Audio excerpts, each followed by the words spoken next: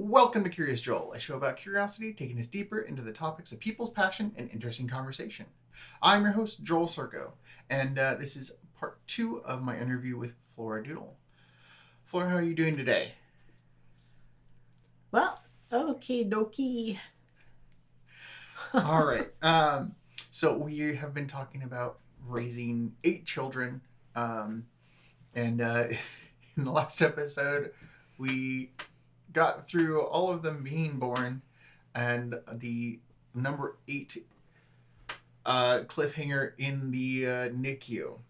Now, one question I wanted to ask, because not everyone necessarily listening is going to know what this is, but what is the NICU? Neonatal intensive care unit. So when a baby is first born and has some medical issues that need to be taken care of in the hospital right away, they'll go to the NICU. And like if you went home Mm-hmm. with the baby and then came back, they would not be allowed in the NICU because they were exposed to outside germs. So Yeah. it's only for those that were in the hospital. Mm-hmm. So it's the emergency room for, like, it is a intensive care for newborns, basically. Yeah, Okay. that's what neonatal means. Yeah. So okay, so right after being born in the NICU, take us from there. Well, once we got in in the hospital, um, that's the only baby I got to cut the cord for because nobody else was there. We had a really good doctor for taking him in, Mm-hmm. and once I could see him, oh, he has Down syndrome. I think I said that last time. I don't know, and you could see that the nurse was Mm-hmm. kind of glad that she didn't have to break the news to me. Right, we did have that conversation Yeah, about like yeah, how a lot of times nurses and doctors have a hard time figuring out how you phrase this thing, but you already have one child with Down syndrome. This is not this is not brand new news. This isn't bad news. This is just something that you already know. yeah. It's just a fact, you know. So, yep, Okay. just the same as his eyes, and he's a boy and all that. Mm. So the doctor we had him coming in was just fine, but then we had a doctor.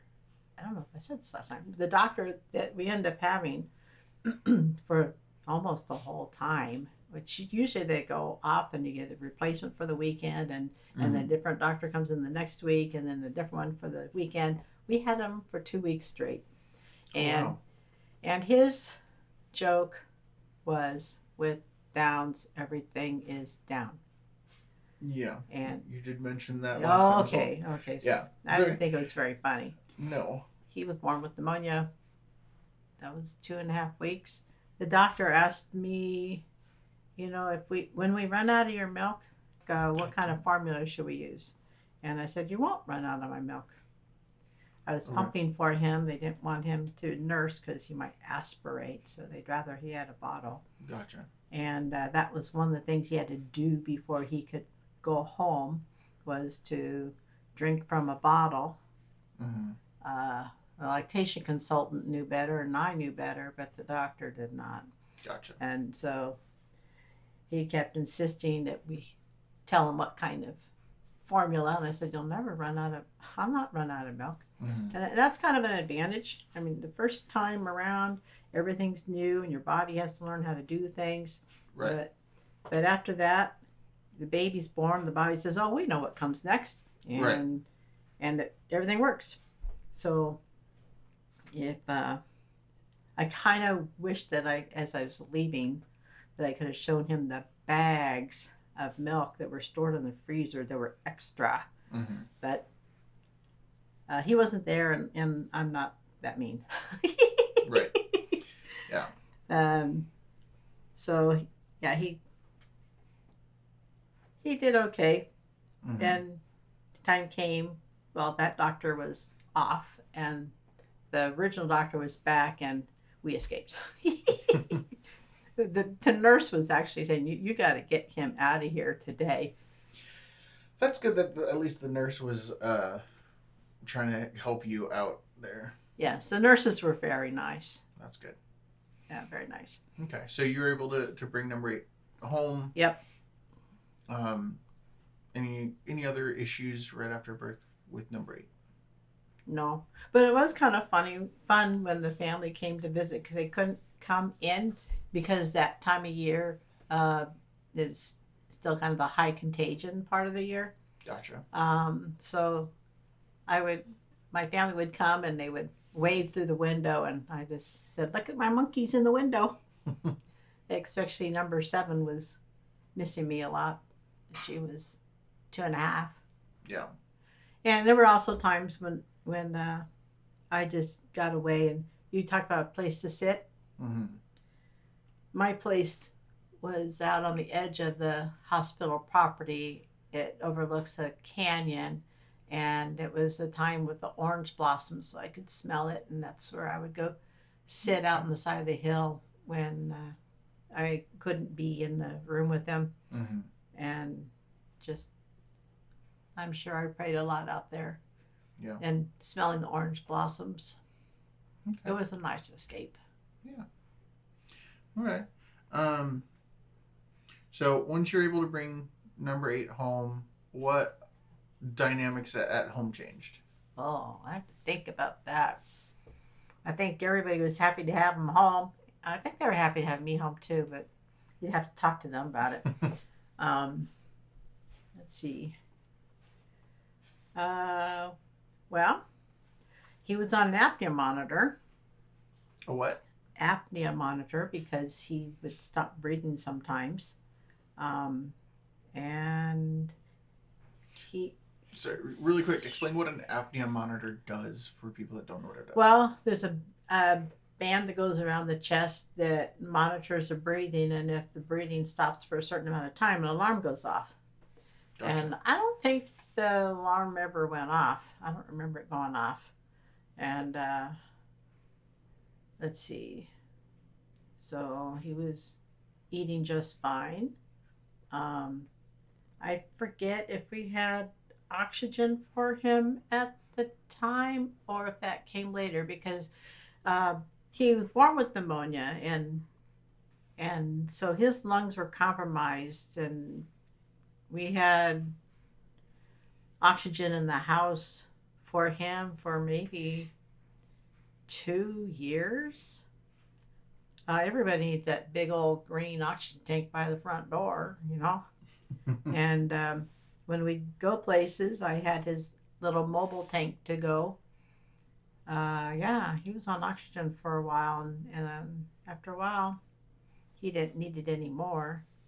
Yeah, we did the oxygen concentrator. I finally, instead of refilling all the oxygen tanks, we got an oxygen concentrator, and we had that way at the other side of the house, so we didn't have to listen to it. Yeah. Well, anything that is condensing anything usually takes a lot of pressure. As someone that's worked with a air compressor for filling paintball tanks, it's loud. Like, just anything that's taking something and filtering out something and pushing it into a bottle or usable space is going to be loud. Well, later we had an oxygen concentrator for number 7, and it was quiet enough. It just kind of it was really quiet. And so that we had in the hallway next to the bedroom. Gotcha. So that wasn't a noisy one, but this one was noisy, and we had it at the far end of the house with a very long hose to the bedroom, and everybody took their turns holding him. They loved him, and he was pretty funny. Okay. And a friend of mine, we ended up in San Diego at one point, and I have a friend that's full-blood Chinese, that she was actually jealous that my baby, who's not Chinese, looked more Chinese than her son.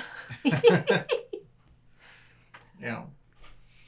but now I understand why they used to be called Mongoloid, because Mongols are Chinese Mm-hmm. or in China, and the slant of the eyes, and he was darker too than my friend's baby. Mm. So anyway, and but that's an old term Mm-hmm. that was used a long time ago. Yeah. All right. So now all children are born and have come home. So now I want to kind of talk about more broad spectrum. What philosophies do you use? What teaching styles do you use to teach each of your children? Because kind of sorry, I forgot the phrase. It's an old news phrase. Anyway, but basically, kind of putting out the all the information right up front. You homeschooled all 8 children, Mm-hmm. and now most of your children have jobs. Um, Oh, today, yes. Today, Mm-hmm. most of your children have jobs. They're all in ministry. So, what? How did you raise 8 children, homeschooling all of them with these very big age gaps, with these different needs, different characteristics, different learning styles? Because as someone that knows a lot of teachers, teaching even 3 different people can be very difficult, because as you're teaching one, somebody else is not learning that way, and then you try and teach that one, and the other one's not paying attention because they don't learn that way. And like catering to a classroom can be very difficult. Tailoring a classroom of age ranges and different personalities, it has to be quite a feat. Well, it's fun. So how did you go about figuring that out? Well, I guess part of it comes from my daddy. He he would say, "I may treat you all equal, but I don't treat you the same." Okay. And he treated each one of us according to who we are. Mm-hmm. And I've had teachers that did the same thing. Um, Okay, and I know you talked about that last time a little bit, of each child you kind of evaluated and figured out what they needed most and tried your best to accommodate for however it was that they needed to be raised. You didn't really go into what that meant, what that looked like on a daily basis, with as you're raising these children, as you're teaching these children, of again, you have 2 sets of 4 children. You have a 7-year age gap between two, like the first 4 and the second 4, and at some point, most of them are in school learning. So, like, how did you deal with those age gaps as you're trying to homeschool these children? well, starting with the first 2, Mm-hmm. taught them how to read and used old-fashioned books for raised math and uh, they learned how to read at 4.5. Okay. And for boys, that's pretty early, but they had temperaments that were more like girls. Mm-hmm. And the next one came along, and he was all boy. And if he had been in preschool, he would have been thought as a bully, because he was strong. He just moved around. Mm-hmm. And I'm glad by then I had chosen not to put them in Sunday school until they had a good immune system. Mm-hmm. So up to 4. And then if he had been in school, they would have thought he was hyper, but he was just a boy. Mm-hmm. He's not hyper. He's a boy. And schools are designed for girls, which the first 2 were just fine with, because their temperaments are more girl-like. They sat and read. They read the encyclopedia for fun. Mm-hmm. There was an encyclopedia in the room. They just read for fun. The next one was a doer. Mm-hmm. He liked to this the sliding glass door screen came off the track, and I guess he was 4 years old, and he figured out how to put it on, and he said, I think I can make a job doing this." He was 4. Mm-hmm. He liked to fix things. He fixed my scale too, but then I had to buy a new one. So was it actually fixed? No, not really. Gotcha. He did the screw too far. It came off the track, and well, those are Gotcha. the old spring Scales. scales. Gotcha. Yeah. Um, but he liked to fix things, and he liked to make things, and he liked to move. And I think that's where I started seeing how much fun boys are. Mm-hmm. They like to move. They like to explore, and Yeah. and I'm all good with that. I like to move. I like to explore, Mm-hmm. and so far things are working okay. Then number 4 is a girl, and oh, I got to go back just a little bit. The discipline would not while you're angry. Mm-hmm. It had to be either logical consequences, as long as they're not going to get killed. I'm not going to let them run into the street and let them find out why they shouldn't. Right. But, and I did let them burn their little fingers so they understand. I don't know why. The first 2, I don't know why. The wall heaters, they have a little pilot, and they each had to see what that little pilot light felt like. I don't know why. Put the little finger on there and they burned it. But I didn't let them do that on purpose, but they did learn. And and when I tell them that the stove is hot, they know that it is hot. Yeah. Not how some parents say it's hot when it's not. They just don't want them to touch it. Or like they tell parents will say, "Oh, there's no cookies. I want a cookie. Oh, they're all gone." And don't lie to your children. So they find out that there really are cookies in that cookie jar. Yeah. They're not going to believe you. They're not going to Right. trust what you say. And so, yeah, there's cookies in there, but not right now. Yeah. And so they learn self-discipline instead of mom lies. Mm-hmm. And also, my children are not allowed to argue with me. They're allowed to discuss things. Mm-hmm. They are allowed to respectfully submit their ideas, but not to argue and defy. Mm-hmm. So we can talk about it. Yes, we can talk about it. And there's times when you can talk about it, and there's times when you can't. Like, get out of the street. Why? You don't know. This is not the time to talk about it. You just get out. So I did the best I could to teach first time obedience. There's times when we can talk, and there's times when you just have to do it because they said so. Yeah. And sometimes do it, and I'll explain later. Yeah. Because there's plenty of times when you don't have time to explain. It's not time for a discussion. Right. You just need to do it. And I have a friend that I shared a lot of these things with her because she thought her son was just so great that he could provide a really good argument. I said, well, like I just said, there's 2 things wrong with that. First, he's not respecting you. Mm-hmm. And second, you can't always explain. And some things, I just have to say, you're not old enough to understand this, but I will explain it later. Yeah. So when you're old enough to understand, I will tell you why. Yeah. But let's go.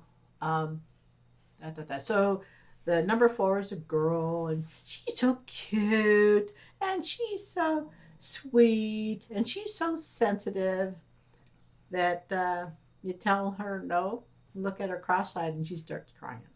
Mm-hmm.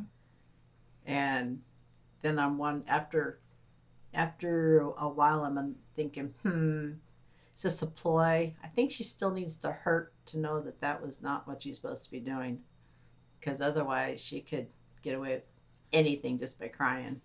Mm. So sometimes her cute little bottom had to get spanked. Mm-hmm. And then she learned that crying wasn't going to get her out of it. Now, I Okay. don't think she was doing that, but I didn't want her to learn that. Yeah.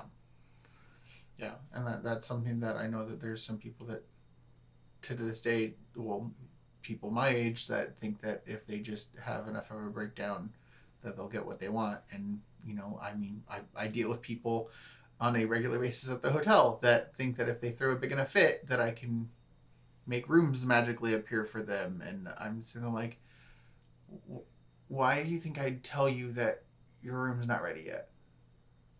Yeah. Why would what do I get out of this? And what do you think crying or saying you're going to complain to corporate's going to do to magically make a room appear for you? You mean like when we were ushers and someone would come late and we said, well, sorry, there's no room in there. You can go to the overflow. But I'm late because my son is sick and they did all this and that and that and it's not my fault. Well, that doesn't make a seat in there. Right. There's the only thing I can offer you is overflow because there's no room in there. Yeah, no, I just had a guest the other day that they came in and unfortunately, just due to circumstances beyond our control at the front desk, we had a contract that allowed a certain number of people to check out at 6 in rooms with 2 queen beds, and that meant that housekeeping can only start cleaning them at 6. And so when someone's coming up at 5 trying to get a queen room, there are 2 queen beds in it, and I'm sitting there going, well, we have a queue for the queen rooms. We have a virtual queue for those. We can put a phone number down, and they're trying to tell me I don't have time to wait in the queue. I don't have to, well, the options that I have available are wait for the room you want, or I can put you in a room with a king bed. It's like, well, I need to quit. I was okay, then you'd have to wait. It's like, well, I need to talk to your manager. I'm like, sure, that's fine. That doesn't change the circumstance. And so my manager came out and basically explained the same things. I'm like, hey, you can either wait for the room you want, or you can be put into a room that you don't want right now. You can't have both because we don't have them available. Yep. Or, I mean, if I wanted to be really petty, I couldn't actually offer this, but the other option is I could put you in a dirty queen room, which I 100% guarantee you're going to complain about that it's dirty. Even if I explain the only rooms you have available are dirty queen rooms, I'm pretty sure they would have still gone and go, well, but you put me in a dirty room. It's like, yep. Because you could have waited for a clean room that you wanted. You could be put into a room right now that you don't want, or you can be put in a dirty queen room that you want right now. But you don't want. Yeah, those are your options, and you can write as many letters to corporate as you want. You can complain to my manager. You can complain to my manager's boss. You can complain to the GM. But you know what's that's not going to do right now? Magically make rooms appear. But there's people that still think that if they just throw a big enough fit, or they shed enough tears, or they have enough reasons for something, that it's going to magically change the circumstance they're in. And unfortunately, I have to be the bearer of bad news. I have to be the messenger of that. But it's just something like people do tend to have those thoughts of like, well, but I'm complaining. It's like, and good for you. Glad you are. Well, I'm not glad you are at all. But great. I still can't do anything. I've had one time, and I felt really bad about it. I had somebody try and tip me to get a different room. And I'm like, you booked this room. We are at 100% occupancy. That means we have 0 extra rooms. I verified with you that you booked this type of room. And then you asked me if you could pay me for an upgrade. And I'm like, no, we don't have any upgrades right now. And he tried to give me, I think he gave me a 20 to fix it. And I'm like, and I was already told him, there's nothing I can do. He's like, well, this is for you. I'm like, there's still nothing I can do, unfortunately. I feel bad. And had he asked for that tip back, I would have given it to him. But I'm like, I'm not about to offer the tip back and go, no, like, because I had done a lot for that guest already. Now they might not have thought that was the end result, but I had done a lot to get them into the room that they're in. I had worked with them very hard to get their situation figured out because they had other things wrong with the reservation. But like, I'm like, you can ask for this back. I'm not offering you this because I've put a lot. I think this is almost half an hour of work that I've put into this guest already, above and beyond what for most guests I'm doing. And then they're asking for extra stuff on top of that. And I'm like, no. And so I'm like, thank you for the tip. But I had already told you twice that I can't do anything. The tip doesn't change that. But, there's people that think that if they just have the right type of influence, whether that's tears or complaining or threats or money or who they know, that's one of my favorite ones. Like, I know the owner is like, I do too. You know what he doesn't care about? Your room. It's like, well, I'm going to talk to the manager. It's like, go right ahead. That's not going to change anything. But well, work for them someplace else, so they're trying it again. And I'm sure that there's some places at some hotels where people just don't want to do things and they give some random excuse for it. And then when the guest starts throwing a fit, they try and do something for them. But if I'm telling you, by the way, this is the situation, I have nothing to gain from telling you that. I'd rather get you in a room, get you happy, get you satisfied with your stay. But, so it is a good thing to learn that your circumstances don't change because you have a specific reaction. Like, you can't throw emotions around, you can't throw money or power or threats or anything like that around to just magically change your situation. You have to make changes to the situation. But okay, so discipline for each child changed a little bit depending on what they needed. Continuing on, what are some other things about like what it looked like to raise 8 children and homeschool 8 children? Because each one is also going to have a different level of schooling they're going through. Yeah. And is going to be learning at different speeds and stuff like that. How do you deal with that? Well, the day starts with Bible reading. Okay. And we read every single word. And there's some pretty bad stories in the Bible, but we read them anyway. And if they asked questions, I would answer them, but I also asked them questions.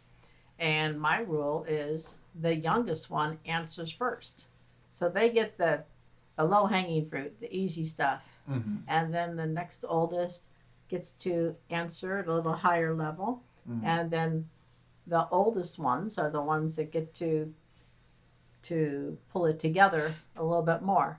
Gotcha. So I use that also when I'm doing training or other places where the youngest one or the least experienced one gets the easy answers, and I work the way up so that we get a full range of answers. Right. And the easy ones aren't taken by the older ones, and the younger ones have nothing to say. So that gets everybody thinking. Yeah. And I teach with questions because then it makes people think. You have to process the information when you have a question. Yeah. Well, that's something that I through several different people that have trained me and taught me throughout my life. That's something that when I started training people as a manager, I would use as like, you've been here for 4 years. You don't get to answer this question. Unless I feel like this is part of your training that you haven't understood properly. But I do kind of ask targeted questions of, okay, so you don't look like you've been paying attention. Here's a question for you that anybody else here should be able to answer. Did you pay attention?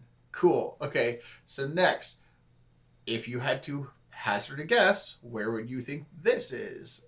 Okay. And then kind of moving the questions upwards so that I am making sure I can check engagement as targeted as I can, so that I can go, hey, you need to be paying attention to this or you need to go home because we're paying you to learn this stuff. If you're not going to be learning it, you don't need to be Well, here. I make sure. Well, I make sure that everybody says something. Everybody participates, even when I teach a Sunday school class for adults Mm, or whatever I'm teaching. I love to teach, mm, um, and I also have I have very many. I have a lot of different places where I'm teaching, and sometimes it's just in a conversation with a friend.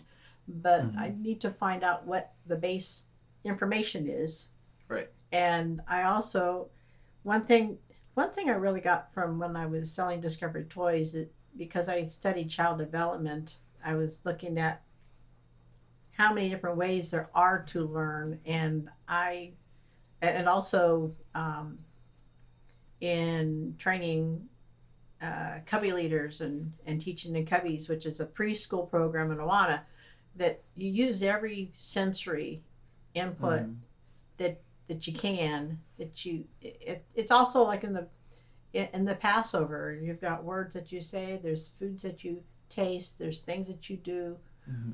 um, and there's questions that are asked, Yeah. and all these things come together to make a lesson. And so, as much as possible, I involve all the senses Mm, and the doing. Uh, I can learn how to do something just by watching someone do it. yeah. Um, but I also, like at work, I had a boss that would just click click click click click click, and show whatever thing going through. I said, wait, I have to do it so I can remember it. Mm, And the next boss, he recognized, oh yeah, let me tell you how to do it. And then I went through the steps myself. Okay, now I know this stuff. yeah.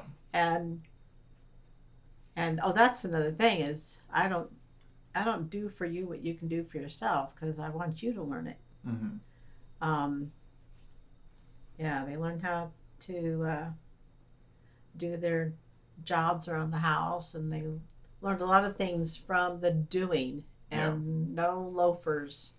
Yeah. I'm not cleaning your room. Yeah. That was something that was hard with uh, speaking of training. That was something that was difficult for me as someone that just wants to. I like things to be done as efficiently as possible, and so one of our more difficult tasks at the camp was we had this giant tote. It had wheels, but they don't really work in outdoor areas very well, and it was filled with our tomahawks. It is 14-inch wood sticks with a giant metal head on top, and there was about 30 of them. That's a pretty heavy bin. You can't just drag it along the ground, so you have to pick it up and carry it. Now, I recommend people take it 2 people at a time because it's heavy. I, as who I am, I lift people. I used to lift people for a living, and I would just put it on my shoulder and take it. And whenever I train, almost every year I train people. People are like, well, why don't you take it? I'm like, because you need to understand that when I tell you you need to grab somebody, whoever's doing archery with you, because they're both at about the same spot, you help each other take your equipment out there. Because if you hold it right now and go, oh my gosh, this is heavy, then you remember, oh, hey, by the way, I don't want to be doing this by myself, and I need to ask for help ahead of time, not, hey, Joel, I got stuck halfway through, I can't carry it anymore.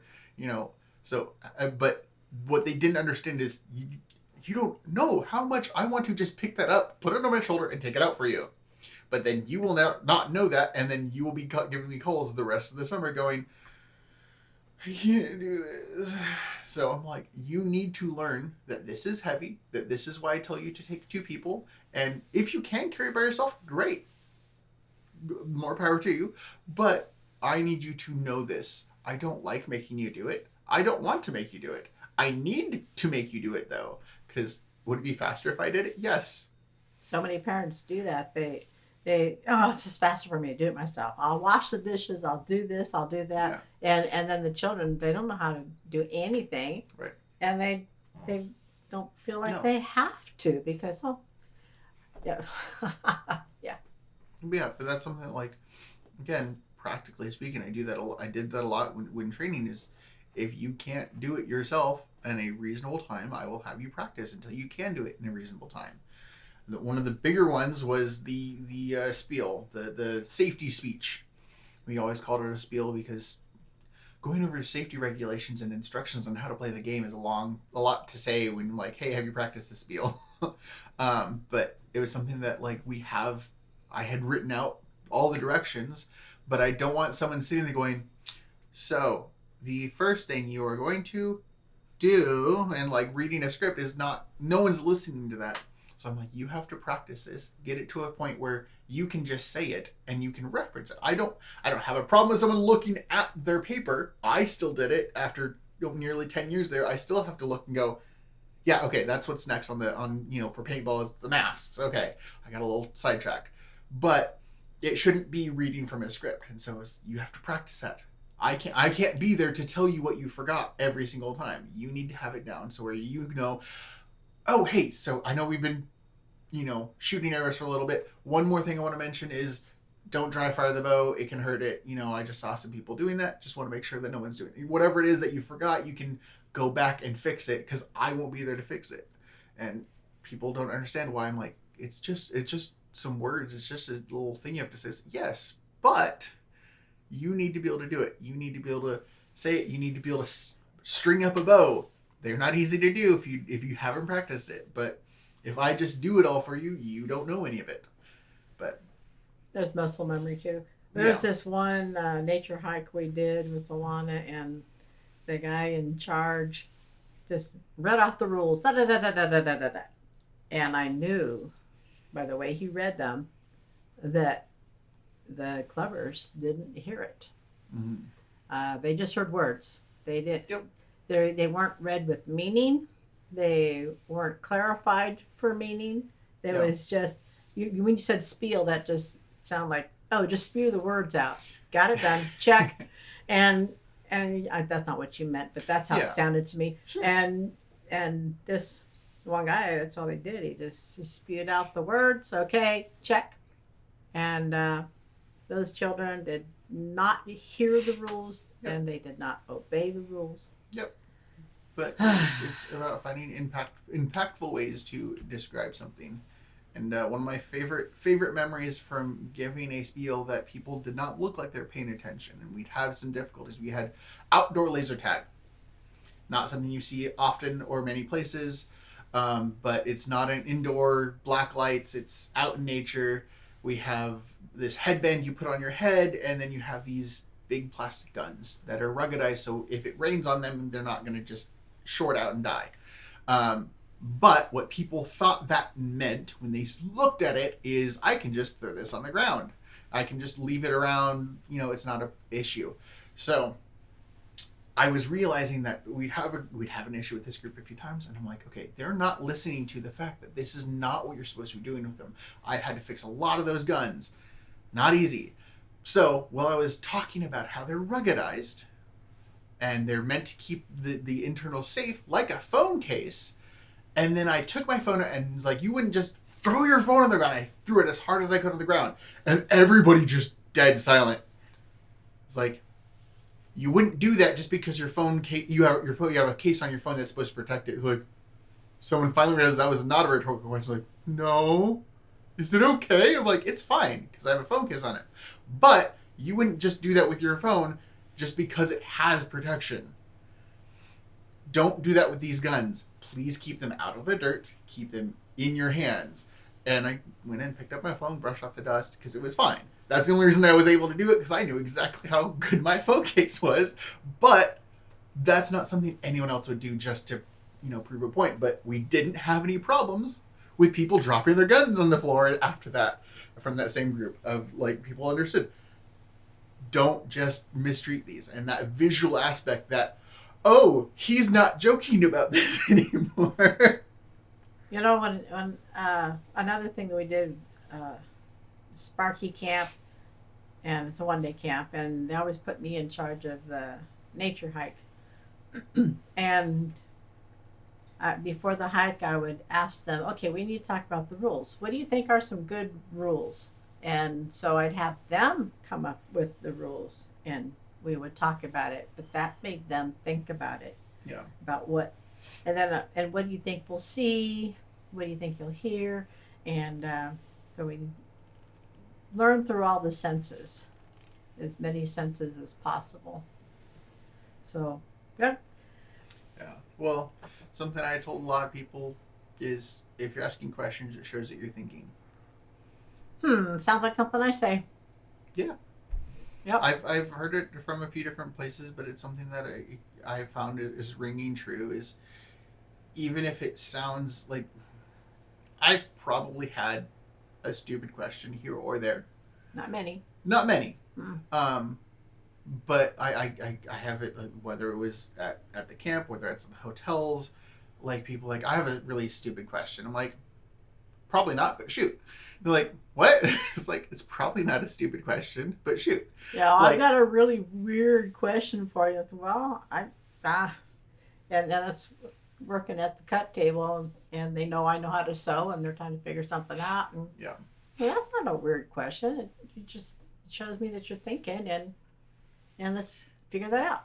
The one that I don't like is I have a really easy one for you because those are very rarely very easy. Why is the sky blue? Well, but yeah, but like I have a stupid question is very rarely was it ever a stupid question. Is okay, no, that's a reasonable thing to ask. So someone might think that with the circumstances that it is a dumb or stupid question, but oftentimes those were just like, well, no, you're trying to clarify something. I will always appreciate someone trying to clarify something so that they know they understand it. Because I do that a lot. I'm sitting there going, well, you said blank, blank, and blank, but you didn't necessarily connect A and B to C. I just want to make sure that the connection that I saw there is actually a legitimate connection. And that's usually what it is I think I understood, but I want to make sure I understood. And what people internalize that is well, you might just be too stupid. Like, this is what my brain goes through is, well, I just want to make sure that I'm not too dumb to understand this properly, or if I jump to the wrong conclusion or something like that. And so I ask those clarifying questions because I'm like, oh, maybe I didn't understand it correctly. Maybe I jumped to the wrong conclusion. Maybe. But I always reassure people like, no, that's a valid question. I appreciate you clarifying that for not just you, but everybody else. Oftentimes I know that I can skip a step somewhere or forget to mention something specifically. That's something that I try very hard on this podcast to do is go, hey, I know what this means and the person I'm talking to knows what this means, but everybody that's listening doesn't necessarily know what this means. And that's why I stop people every once in a while and go, can you clarify? Can you define that? Because I don't want them to have to go, well, all right, they lost me there. I have no idea what a NICU is. Anyway, I'm going to go to something else. Well, I don't do well with acronyms, and I rarely use them. See, I rarely use them because you could have, if someone said NRA, what are you talking about? Or the NEA, are you talking about the National Endowment for the Arts, or are you talking about the National Education Association? Mm-hmm. Yeah, there's too many. No. See, I wouldn't do well in the military. So I can only effectively use acronyms if I know what they are fully. And that's something that shocked one of my bosses because we had something that is the CTQ. Hold on, did I do that right? Yeah, CTQ. So something that was part of, before every shift, we went over the CTQ. And we had a test of how well we know our material. And one of the questions that apparently everyone got wrong, including my manager, was, what's the CTQ? I'm like, it's the commitment to quality. Like, why do you know that? It's like, because it's an acronym. If I don't know the acronym, it's just a bunch of things. If I know what that means, I am condensing what the actual word is, like the whole phrase is, into the acronym. So if I don't know what the entire phrase is, I don't remember what the actual acronym is. And there's some that they have extra letters in there that I usually will forget because it's not part of the acronym. So like SWAT is Special Weapons and Tactics. It's SWAT team, but there's a lot of things that like I don't know unless I know the full acronym. But yeah, I don't remember why we're talking about Acronyms. I don't know. Anyway, Questions. yeah. We teach and learn with questions. Yes. It means you're processing the thought. Yeah. And so and multimodal education, learning from all the senses. Yeah. So one of my questions that I really have liked most of my life, because it's one of the most clarifying questions that I have ever asked, and it's one of the most interesting aspects of podcasting, is my favorite question is why. Because I don't understand something unless I understand the why, which is interesting enough. Talking about the military, why I wouldn't work well in the military is they don't like to answer the question of why are we doing this. It's just do it, you're ordered to. I'm like, well, but I don't. Okay, if I understand the why, if I understand the vision of what's going on, I can do that better than if you just tell me to do something. Because if you say get this from point A to point B, it's like, okay, well, the fastest, most efficient way to do that is to throw it. It's like, well, it's a glass vase. It's like, well, you didn't tell me move it carefully. The why helps you know how. Yeah, if it's like, why are we doing this? Well, we're moving this very fragile vase around obstacles to get it put in a safe spot. It's like, oh, well, I'm not going to throw it then. But asking why, because honestly, if I could ask just why to every one of my guests, why are you here right now? What brought you to this spot? Why you here? And they could just answer that as in-depthly as I want to ask that question. That's all the only question I'd have to ask. But the question I use is help me understand. And see that, because sometimes people take why as a judgment. Why are you doing it that way? And that's how they take it, even though you didn't say it that. That's not how you said it, but that's how they take it. So when I say, help me understand, it's kind of putting it on me. I'm kind of stupid, so I need a little help here. And then it takes the judgment off of them. Yeah. Well, but that's something that I have to figure out how to ask that question for each individual guest I have on that will actually get me the answer that I'm looking for.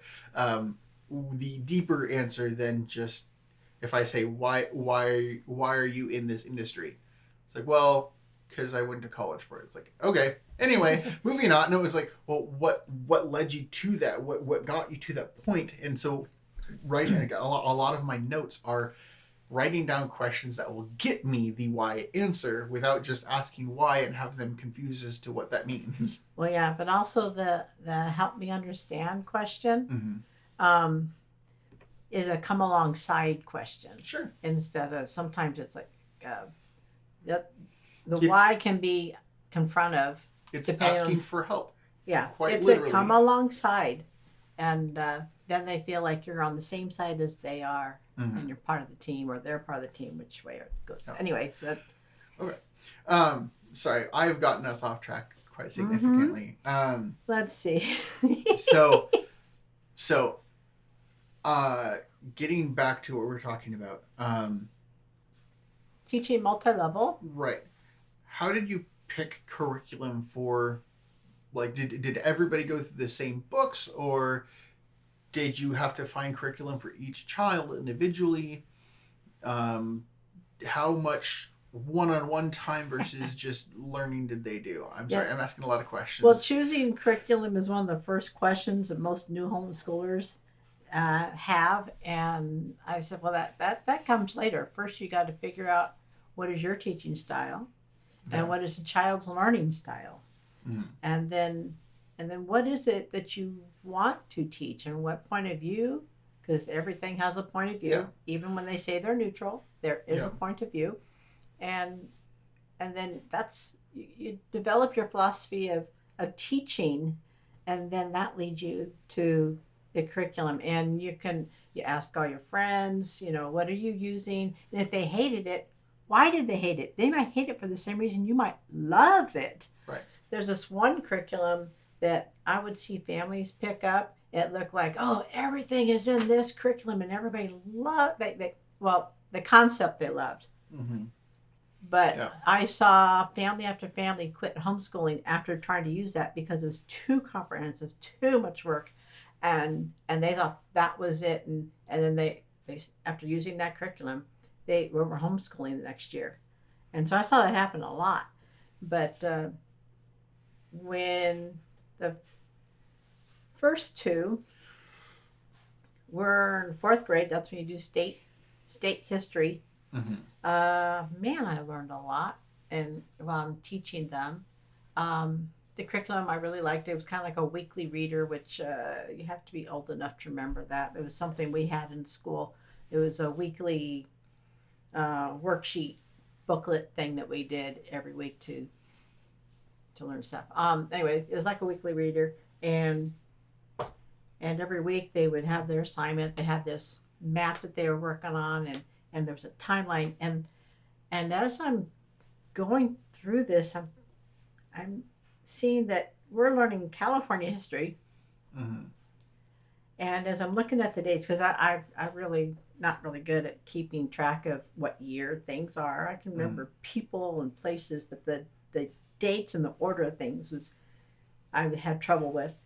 And as we're studying the California history, what's going on in the West Coast, I'm thinking about, well, those dates. That what's going on the East Coast? Well, you've got the Revolutionary War and Pilgrims. Um, yeah, Pilgrims and Revolutionary War and all this stuff going on the East Coast. Well, California is got the Father Sarah and things happening over here. And I thought, wow, I had never. History was so disjointed because we Mm-hmm. learned California history in isolation of U.S. history. We learned U.S. history in isolation from world history. We Yeah. learned about social studies, which told us about the different countries, but not how they're related to each other. Yeah. And so I, I had trouble putting it all together, and I wanted my children to have um, a holistic view of history. I've never used that word before that Mm-hmm. for that, but I wanted them to see history as a whole, Yeah. that everything works together or against each other, but they're Right. related. Yeah. And and my daddy, his dad had an extensive coin collection. He had some Roman coins too, Mm-hmm. and my grandpa would toss a coin to my daddy and look at it, and he'd ask him, who could have handled this coin? Mm-hmm. Well, first of all, the coin is from what country, what year, and who did these people trade with? Yeah. So where could this coin have traveled? You might even want to know who were the pirates that could have stolen that coin. Mm-hmm. So where this coin could have traveled was from the country, the year, and the relationships. Right. And so between me not getting a timeline in my head and seeing how disjointed history was, and remembering Daddy telling me a story about the coin collection, I Mm-hmm. thought, you know what? I need for me, and this is how I want to teach my children, is a timeline history. Okay. So, and when they went to over the summer for fifth grade, I got together with some of the other mothers in our homeschool group and said, this is what I want to do. And I knew that as a group we would do better than if I did it by myself, because Mm-hmm. and I knew that they would do better. My children would do better um, in a group, because sometimes I'm a little lazy about grading things, but as a group we'd be more accountable and things would get done, and that we could work together, and assignments would happen and we would actually move through. So we figured, well, we're all Christians, we all have read the Bible, and so we've got history up to the fall of Rome. We figured was covered from our biblical history from Bible reading. So we started from the fall of Rome, and then we moved forward. So the first section of history was uh, the Reformation, exploration, and there's a third one. But anyway, we started with this explosion that happened, and it started with the printing press, Mm-hmm. and and you've got the explorers going everywhere. And why was it that these explorers were only leaving from Christian countries? Now, why didn't the other people do this? Well, they did, but they didn't have a vision for what to do with it. Mm-hmm. 'Cause, anyway, so we had this group. We had 5 families, I think, that we were working together, but there was always the two of us. Her son was just a year older than my 2 boys, Mm-hmm. and they ended up being best friends. So the two of us were really the core of the group, and others came and went, but the Yeah. two of us just kept on going. And Yeah. so I had timeline books at home, and she had timelines, and internet was just a baby, so that wasn't something we were using. Mm-hmm. So it was all research, and so they learned how to research. We had no basic book to use. We pulled in resources, and we went. First, we figured out what that was. What was a Reformation? And we watched some videos sometimes, and we watched Shakespeare, and we watched some other videos that of that time. We also did a little bit of what was home life like, and we did experiment on what makes good paper, and we made some paper. Basically, used recycled paper, threw it in the blender, and made paper. But Mm-hmm. we explored different ways of writing, what makes a good writing instrument, and we actually had some quills, and we experiment with a lot of things. And my buddy, she was a PhD scientist, Mm-hmm. and she brought, I think, biology, and she brought in her perspective. Yeah. And we taught everything multimodal.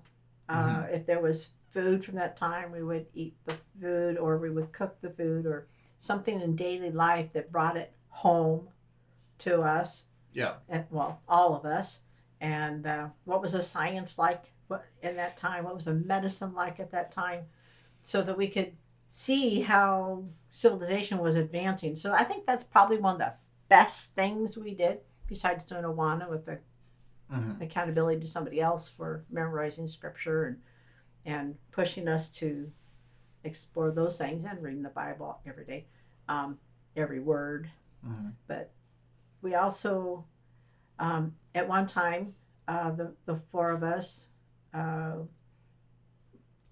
we had history was the first part of our weekly meeting, and they would make their reports, and they would present it to the group, Mm-hmm. present the reports to the group, and then we would start with questions, no comments yet, just questions that the students would ask each other these questions to dig a little deeper into the subject. Mm-hmm. And then after the questions were done, we could do the comments, so they could throw their 2 cents in or whatever. Right.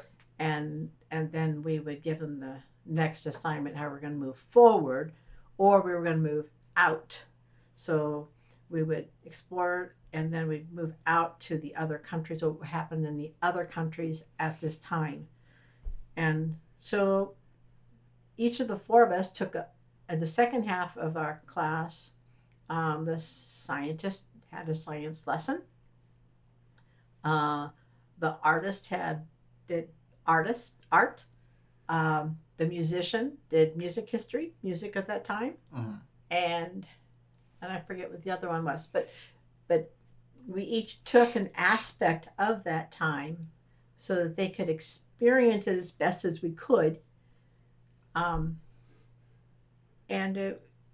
I wished we could have done that for the next 4, but by then we had moved in, and the homeschool community where I moved to was so disjointed. There were at least 3 or 4 homeschool groups that met at the same park on the same day, but they didn't know each other. Hmm. And where we were before, we all knew each other, and there was a a county, a big county too, Mm-hmm. a big county organization where we had conventions and stuff. But So when you moved, you kind of lost that homeschool community that you had that had made to kind of yes, streamline things. So I what wouldn't say streamlined, but the one that made it more comprehensive. I would say that's streamlined. It's comprehensive, easier, streamlined. Was it less? Was it harder to do when you moved? Well, Like harder for the there, community? well, two things happened when we moved. We had a baby Mm-hmm. with medical needs, Okay. and we well, when we moved, the first two were in college, Okay. so they got left behind, and yeah, we lost the homeschool community, and but I did find a curriculum that had been available back then. But I'm glad we did it the hard way because we did a lot more work. We learned a whole lot more. Sure. But I found a curriculum that did the same thing. It had projects at the end of each chapter. It was a timeline history, Mm-hmm. and I tried to push the two older ones that are at home. Tried to push them through that, and it doesn't work so well when you're not accountable to a group. Sure. And it wasn't as comprehensive. And plus the baby with medical issues. Right. Okay.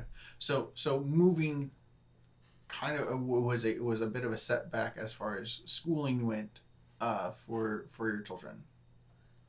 Like not necessarily like not That, detrimental, but it was a setback.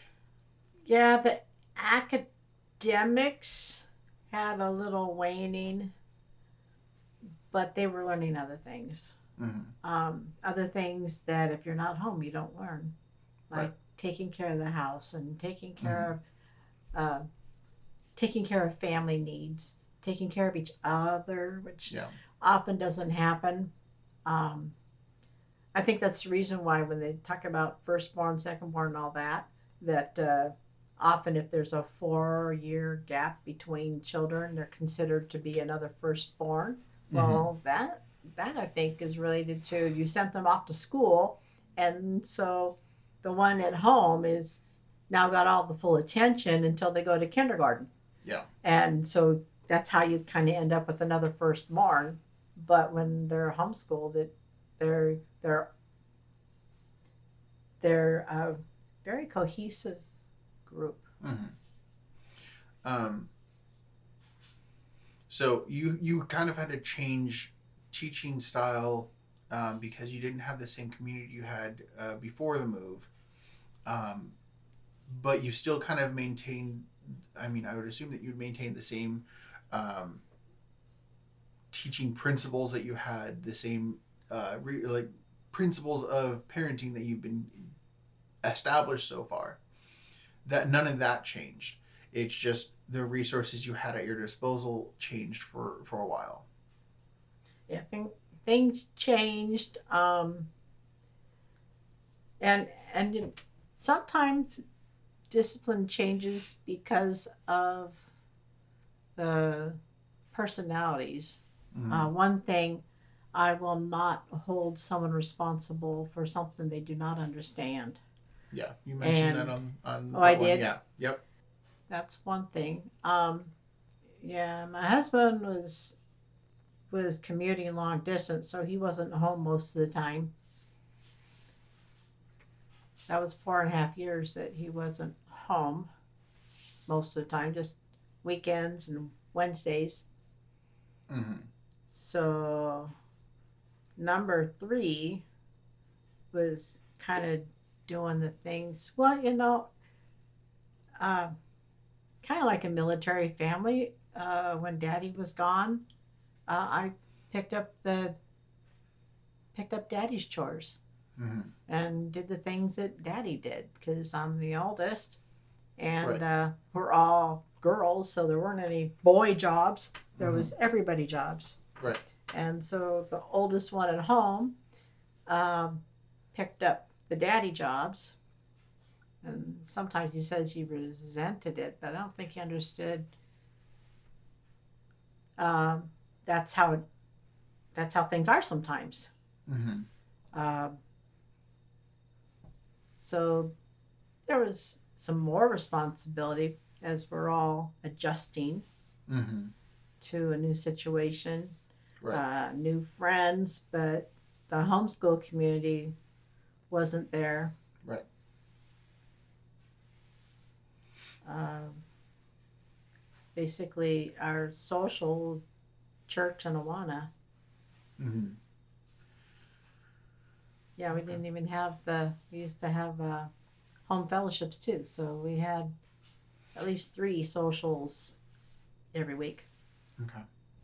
So that there was a lot of like. So what I'm hearing is that the that the move had a bigger impact outside of the home than inside of the home.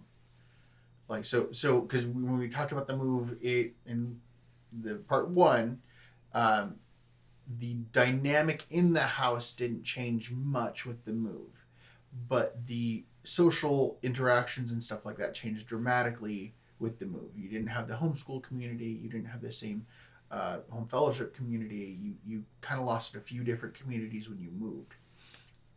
Yeah, yeah, and even our Awana changed too. Yeah. Um, we've been in so many different Awana clubs because churches start Awana, stop Awana, and Mm-hmm. whatever. And Okay. yeah, it was very, very different. I didn't even realize how different it was. Okay. So overall, um, we've talked about a little bit. Most of your children have jobs. Um, how do you think your parenting style has worked? How successful do you think you've been as a parent? Well, I know I've made my share of mistakes. Okay. Um, and my parents, uh, they were very good in letting me make my own mistakes instead of telling me, well, you need to do this or you need to do that. Um, and I've been that way as much as I can with the grandchildren, not Mm-hmm. telling my children how to do this or how to do that. Yeah. I might every once in a while slip them an observation. I just kind of, I'm seeing this in this child. I'm not sure if you've seen it, Mm-hmm. and I won't tell them what to do. I'll give them ideas all over the place, and it's up to Sure. them to choose what it is they want to do with it. Mm-hmm. Um, I try not to give advice unsolicited, Okay. um, but yeah, we all make our own mistakes.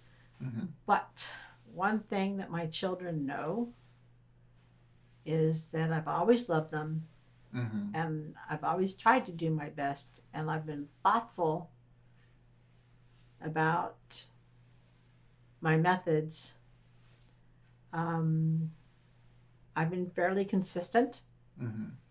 Things have changed a little bit, but some of that is also society's changed too. Sure. I mean, today, if a child throws a tantrum in the store, half the people are saying, "Why doesn't she do something?" And if mom does do something, the other half are saying, "Why is she doing that? She shouldn't do." Yeah. So parents can't win these days. I do understand what you're saying, but you have not answered my I was question. getting there. Okay. I was gonna say you've gone kind of looped around this question. I was getting there. Okay. And so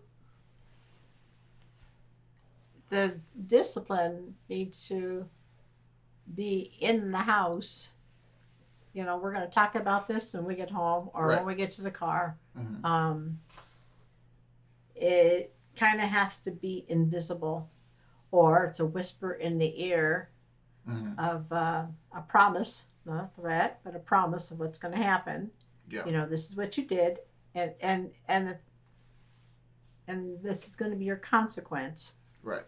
Um, I don't yell at them out in public, Mm-hmm. and I try not. I rarely yell at them inside the house. Mm-hmm.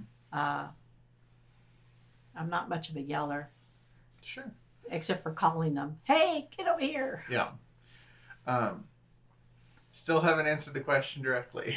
Oh well. How successful do you think you were at raising these 8 children? I think the proof is in the pudding. They're all turning out pretty well. I'm proud of them.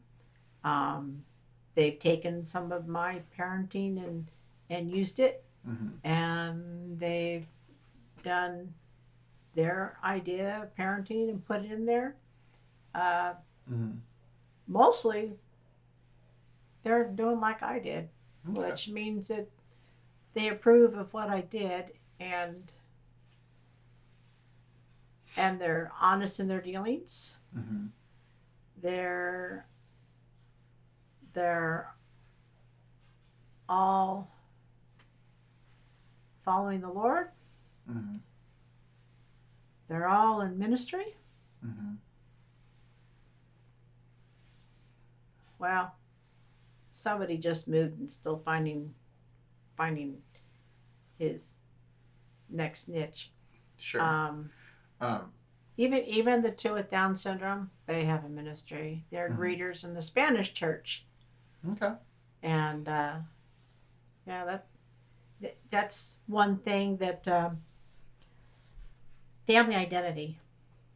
There's a there's a family identity in, and people want to be part of our family because we love each other and they see the love.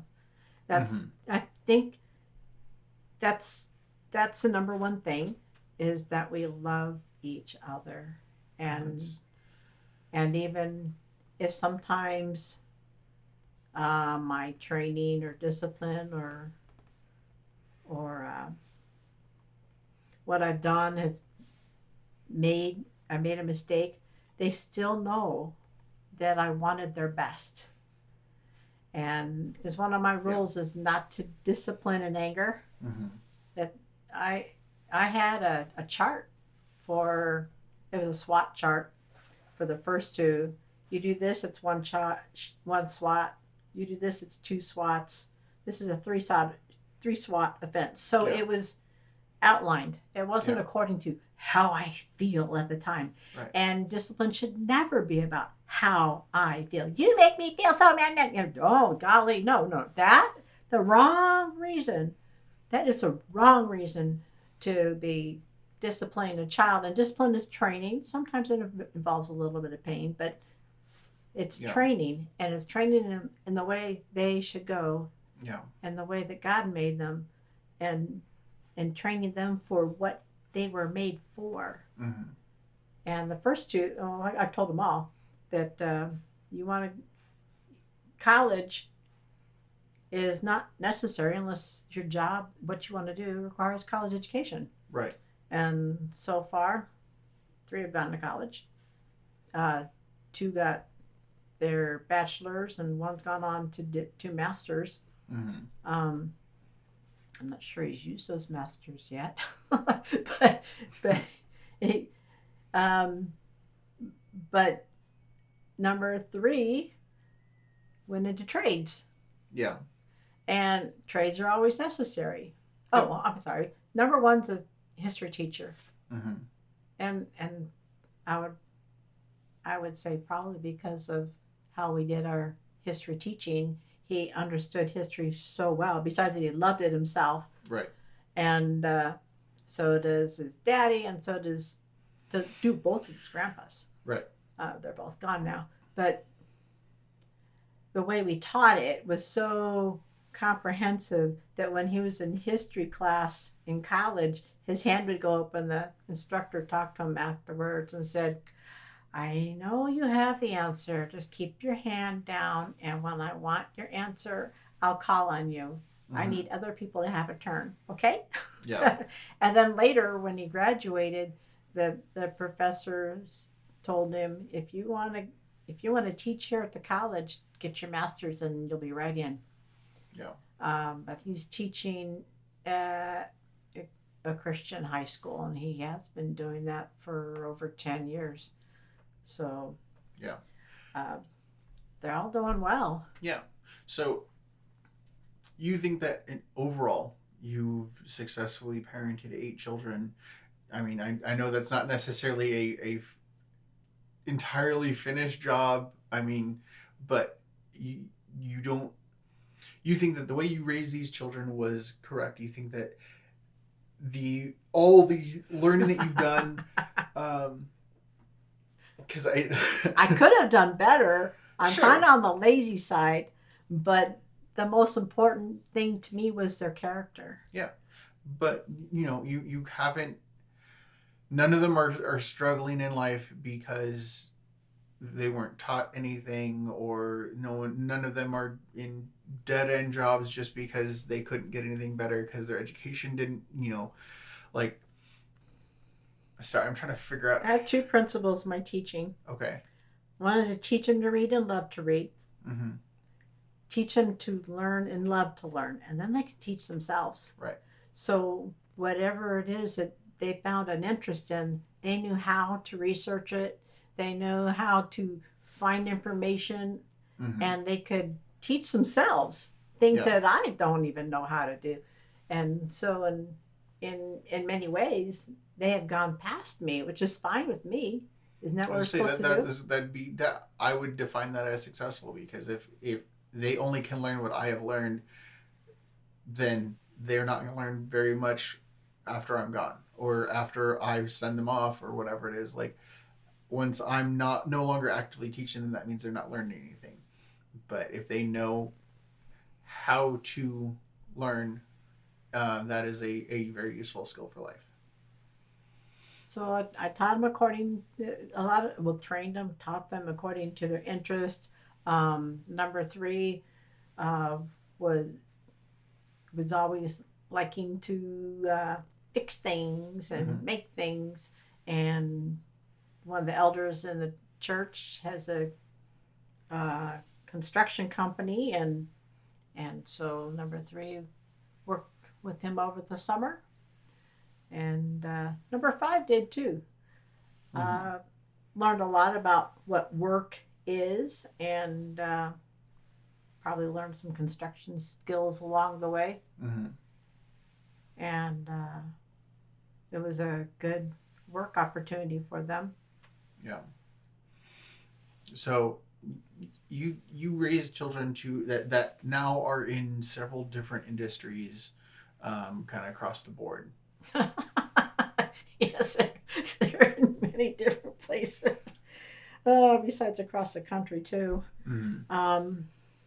But just if you can, just briefly, because we don't have a lot of time, unfortunately, want to go through. You don't have to get specific about who is in what industry. Just like go through some of the industries that your children have worked in. Well, one of the facilities manager, he's the one with the college degrees. Mm-hmm. One's the history teacher, and he has the history degree. Mm-hmm. And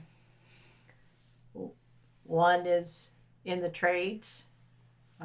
He knows how to make things, connect things, Mm-hmm. and he just loves working with his hands. He's the one that was so busy, the busy boy. Right. He's all boy, and he's fixing things like he said he wanted to do. Yep.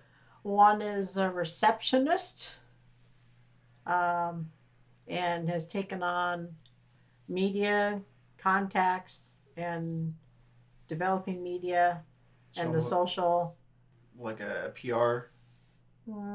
I don't know Okay. how to work. But has gone beyond just a receptionist and taken on a lot more responsibility. Oh yeah, and a lot learning more how roles. to Yeah. edit videos and Mm-hmm. and do other things in the office. And I have one who in service industry.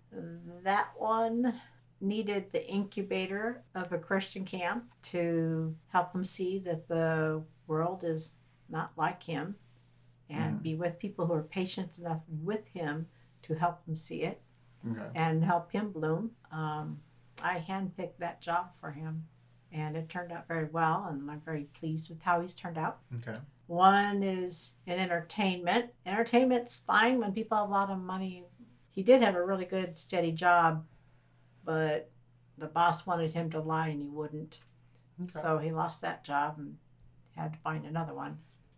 And what was that industry that he was in? He was a warehouse manager. Right. Okay. So yeah, this you have children that are very very much flung across the spectrum of work, and been fairly successful. It sounds like. Um, okay. Any last comments about your parenting style or anything like that? Well, I was influenced by quite a few different books. Mm-hmm. Um, Elizabeth Howard Elliott. That was a good book someone gave to me a long time ago when number 7 was born. I actually read Dr. Spock. Dr. Spock was the parenting guru for, well, they didn't call it that back then in the 50s and 60s and Yeah. 70s. And they're the ones that say, let the babies cry themselves to sleep. And no, I gave up on that one. Um, would you believe I learned a lot from Louise and May Alcott? We read Little Women Hmm. and went through the series. I learned a lot when I read Joe's Boys about how to deal with boys. And I just love boys because I grew up in a family with just girls. And daddy wasn't home much because he was in the Navy. Yeah. Dr. Raymond Moore influenced my homeschooling. Mm-hmm. He's the one that was speaking when the first two were 1 year old, Yeah. and I went to go see him speak actually when number 3 was just crawling around, and I really like what he had to say. Yeah. My grandma followed the experts, whatever they said, so sometimes they were on one side of the spectrum, sometimes to the other, and I don't know if my discipline and my teaching has evolved or just adapted to the person in front of me. Mm-hmm. There's things that we did that made us, this is our identity, Yeah. and people see it as a very, my children see it as a very strong identity, and it starts with something pretty silly like no chocolate until you're 8, and basically I didn't want them to be addicted to chocolate and be a sugar fiend, Mm-hmm. and 8 was when I figured they could probably handle it, delay it, and then it might not be a problem, Mm-hmm. and so what they learned at a very young age is, I'm sorry, I don't eat chocolate. And so they learned self discipline and denial when they were in circumstances like Awana, and then people would give out chocolate treats, and I would have a treat ready for them in case of that. But otherwise, they just learned to say no to things, and that's something that, you know that's what God did with the Israelites when they had them all in Goshen. They became a people when they Yeah. were separated from everybody else with their own laws and their own customs, and I kind of did that with my family. Not on purpose copying that example, but I saw the example after I was doing this, that this is what our family does, and we love each other, we help each other. We may not be there when you're setting up the event, but we are the last ones out when you lock the door, Mm-hmm. and that's what numbers 7 and 8 have learned, and they would help clean up after church, and then they saw the Spanish church setting up, so they wanted to help set up the Spanish church. So we developed a family of helpers, and we just like to help, Yeah. and it's a, a family identity. And so my children will say, and my daughters-in-law too, when they say, well, this is what our family does. Yeah. And one thing that my parents did was just be there. Yeah. And that's been my year, I think. Yeah. Yeah, it started with daddy dying. And and my travels are ending with the next grandchild, and I'm just here. Yeah. And it's hard to be just here and not doing anything. Yeah. It can be hard to just exist sometimes. But that is, I guess, this year's lesson is just to be there. And sometimes when after Daddy died and I wanted to help with something, it was like, no, no, no, no, no. Okay, well, I'm just here, Yeah. and I just needed to be there with mommy. I was there for 5 weeks, Mm-hmm.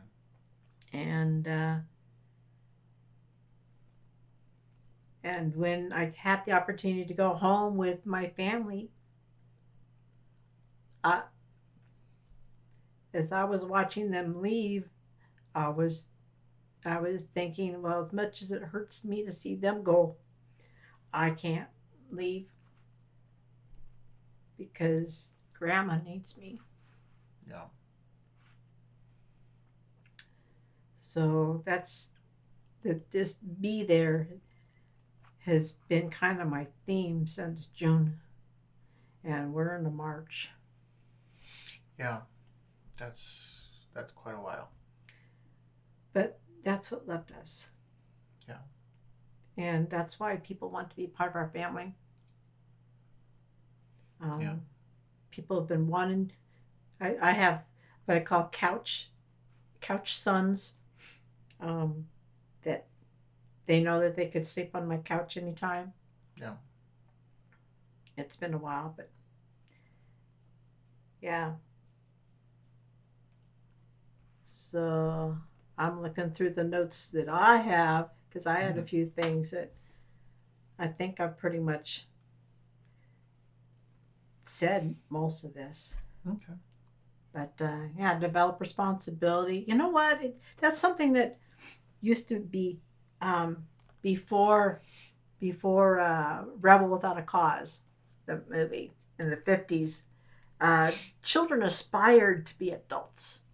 And in many cultures, the boys, when they turn 12 or 13, are considered to be adults and take on adult Yeah. responsibility. And the younger they can learn their responsibility, the more they take it seriously. And I don't have any entitled children, Mm-hmm.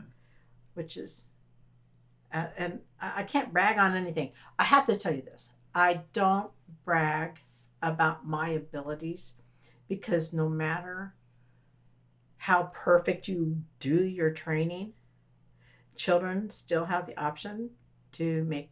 They have their own will and they can say no. God is the perfect father, and Adam disobeyed. So I can't. I can only do Yeah. my best, and whatever that best is does not guarantee anything Yeah. because it's still a matter of choice. And that's another thing I taught my children. You always have a choice. You may not like the alternatives, but you just because someone's holding a gun at your head to deny Christ, there's still a choice. Yeah. They're not always pleasant choices. And Yeah. I've taught them you always have a choice. Yeah. And so I can't take credit for how my children have turned out because they could have chosen differently. Yeah. Well, somebody once said um, that you can perform at 100% and still fail. Hmm. Um, Well, I'm not at 100% for sure. well, but the point being um, that there are things that you don't control. There are things that are outside of your control that because it's really easy dealing with ADHD. So only learning about it later in life. There's a lot of things that throughout my life I felt like a failure in because I have put everything I've had into this thing and it's failed, and it's very easy to see that as a failure on my part when a lot of those times have been I have done everything I can. I have done everything I could, but there are other things that are outside of my control that have caused those things to not work. And it's something that I have found a lot of encouragement in is that phrase of you can do every single thing right and you can still fail. And I think that's something that a lot of people can use encouragement for, is because you can do everything perfectly. You can do everything exactly how you're supposed to. But hold on, sorry, I forgot which law of thermodynamics this is, but everything is falling apart slowly. Basically, if I was at a little bit better percentage of brain power today, I could probably tell you which law of thermodynamics that is. Second law. But entropy. Thank you. But like, you could have a car that you've brand new off the lot, and things can go wrong immediately, even though it's built nearly perfectly. Nothing's absolutely perfect, but you can have a perfectly working car, drive it off the lot, and go, oh no, the tire fell off. Oops. Yeah, you can, everything should hypothetically go just perfectly, but there's always an opportunity for something to happen. If a safe falls out of the sky under your car, you're like, well, I drove it perfectly safe. I followed every single law of the road. Well, a safe falling out of the sky hitting your car, you can't drive well enough to avoid that. You can't be, well, I just dodged in my, I'm just gonna roll over really quick in my car, make sure I don't get hit by, like, there's certain things that are outside of your control. Yeah. But yeah, you had something else. Yeah, I actually have, when I'm talking to moms and trying to help them with I have one mom that she put it into words that what she liked about my method was it was intentional. Mm-hmm. It's not happenstance. It's not as things happen, we'll figure this out. But it's intentional, and how that works is, where does this decision take us? Mm-hmm. What is the long view? Going back to, oh, there's no cookies in the cookie jar. They're all gone. Right. Okay, what's the long view on that? Mm-hmm. When you do that, where does that take you? And I try to help moms, because I don't really talk to the dads much. I talk to the women Mm-hmm. about the long view. Where does this decision take you? You're in a fork of the road. Where does it go? Yeah. And you can't just think about today. You can't think about what this 5 minutes right now. Right. What does this do for 10 years, 20 years? What happens when this child becomes an adult? And so there's a long view, and you got to be intentional. And I think that's from the love that we have in our family. Mm-hmm. And my children understand my intention, even if I may not get everything right. They know that I intended to do what was best. I wouldn't hurt them on purpose. Right. And so there's a few things like that. Just the long view, being intentional. You always have choice. Yeah. Okay.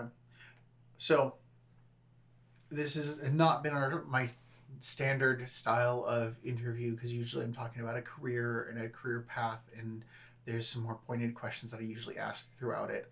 But it has been a career path. I've been gone so long, my husband said, I don't pay you enough, because he's been home alone with the children, the ones at home. Yeah.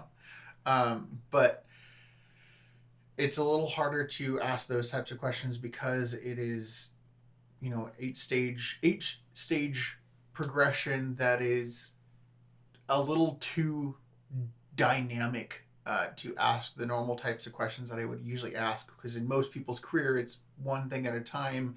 Maybe they have a side job at a little bit, but I do want to get a couple of my kind of regular questions in, and we'll try and keep them quick.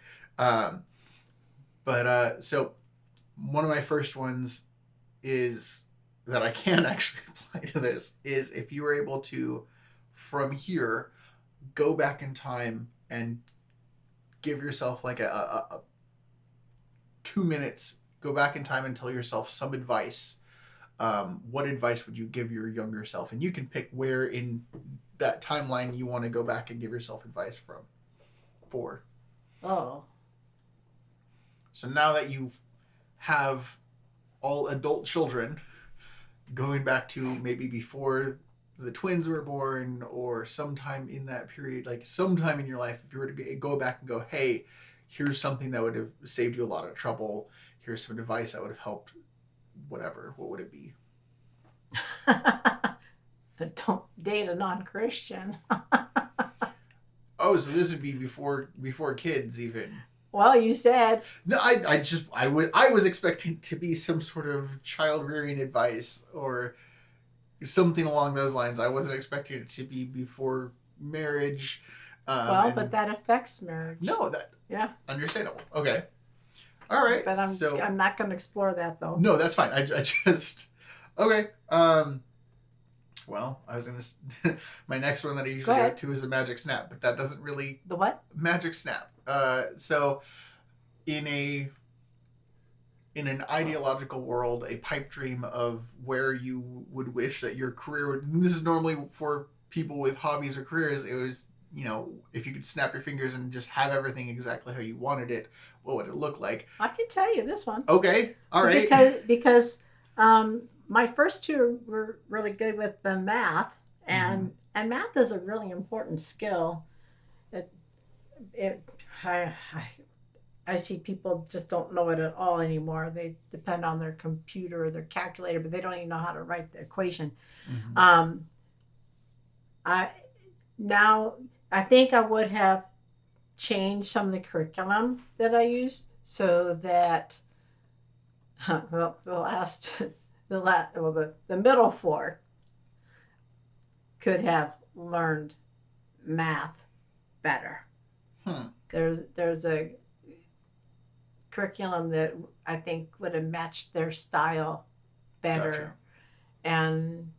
And math is part of logic, and that could have developed the logic better because those four middle ones got kind of lost. They didn't go as far as I would like them to go with the math. Well, math was my favorite subject. Gotcha. So I even went to calculus but anyway. Gotcha. So change your curriculum a little bit for better math skills with the middle four. Yeah, with the hindsight of what curriculum I have experienced and heard of, right. I could go back and change that and maybe been a little bit more intentional about trying to find somebody to work with to get the next people that get those middle ones the education that I gave the first two. Gotcha. But the middle four learned other things like compassion. They learned a lot of things because they were home with two little ones with Down syndrome. The learning styles, the speech, the training. Yeah. We didn't do early intervention like I mentioned before, but still there's things that they learned that most people, even adults, don't learn. So they weren't. I'm not sure. God is sovereign, and He knew what kind of teacher I was going to be, what kind of learner you're going to be, the composition of our family, and what they got was what they needed. Sure. Okay. Are there any questions that you would have liked me to ask that I did not ask? Or anything that we didn't go into depth with? I know that I'm sure you could probably talk for a lot longer since it's family versus like a career or a hobby. But anything extremely pertinent to this conversation? I think we kind of covered it. Okay. I think probably the hardest part is letting letting your children make their own mistakes, Mm-hmm. but giving them the space to do it. I mean, God gives us the space to make our mistakes, Yeah. and He uses our mistakes. That's not for second best either. Yeah. It's however so the sovereignty of God works. Still a mystery, but Yeah. Okay. So last question that I've been trying to start asking my guests, as this is Curious Joel, and what is something that you are currently curious about? What is something that you are exploring or learning about currently?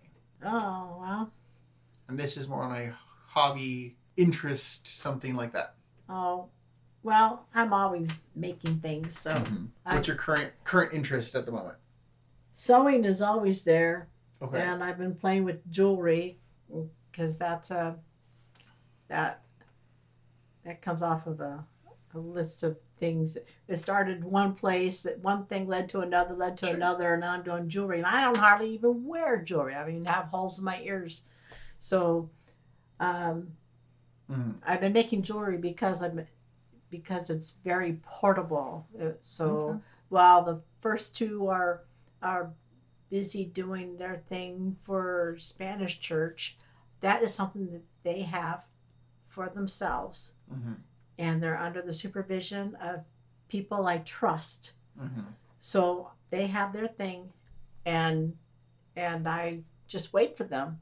Okay. For 4 hours, I'm sitting outside in the heat or the cold, and I have something to do. If there's nobody there to chat with, I'm listening to podcasts while I make jewelry. It's very portable, and Yeah. But right now, I'm working on finding my next job. So Because my store is closing. gotcha. So you're about to make a career change, or at least a job change, as well. Okay. Yeah, Okay. I have a few options. I really like my bank, and I thought they've got a really good culture. I thought maybe I could work there, but can't do that till I get back. Sure. And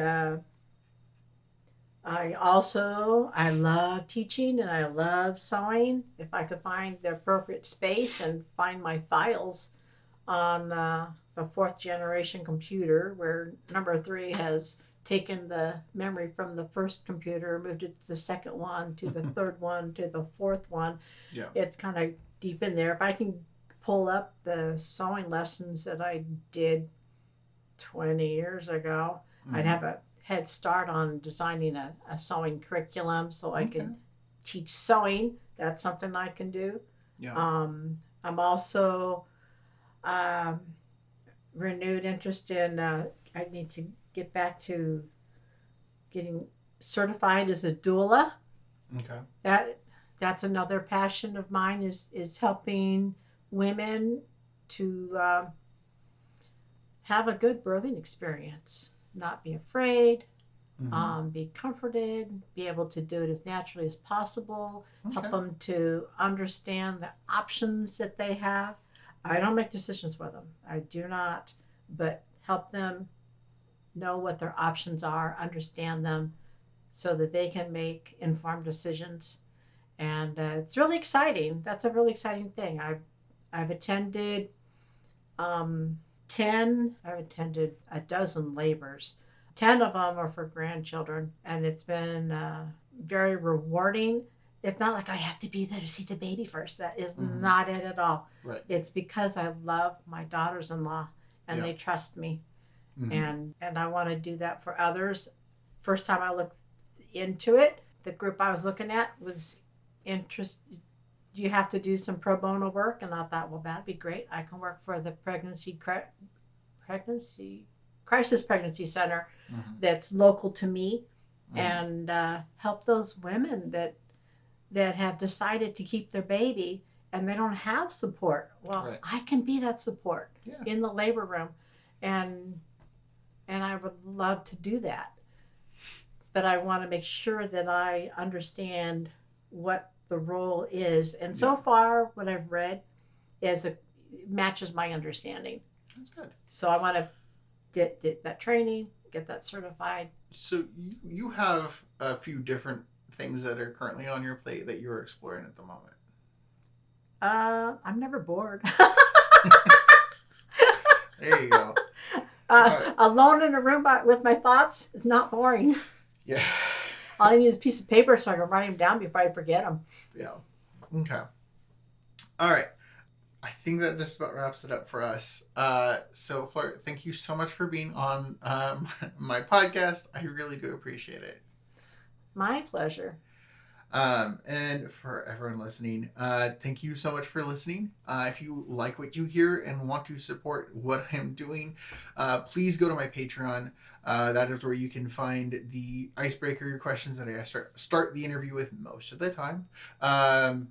You can also find the episodes released early, and you will also be hopefully shortly be getting some more episodes of like car talk and a few other things that I put just on Patreon. That is on patreon.com/Curious Joel. Link will be down in the description. You can also find me and ask me questions or suggest future interviewees for my program on Instagram at Curious Joelcast, on X/Twitter at Joel Circo, or you can email me at curiousjoelcast@gmail.com. And I keep forgetting to put this in here. I was supposed to put it in the last episode as well, but if I go silent for a little while, that is because my wife, that is hopefully by the time this is released, has a child has birthed a child. So if you don't hear from me for a little bit, I am spending some time with my newborn. So please bear with me. I will be back as soon as I can after my baby's born. But yeah, so please stay tuned. I will be letting people know and doing what I can to keep you guys informed of what progress is going on. But that is why I have also, on top of moving across the country, have also been a little spotty with episodes, has been a lot of life changes. So please bear with me. I appreciate everyone that has stuck with me so far. And as always, I will catch you all in the next episode. Until next time, stay curious, y'all.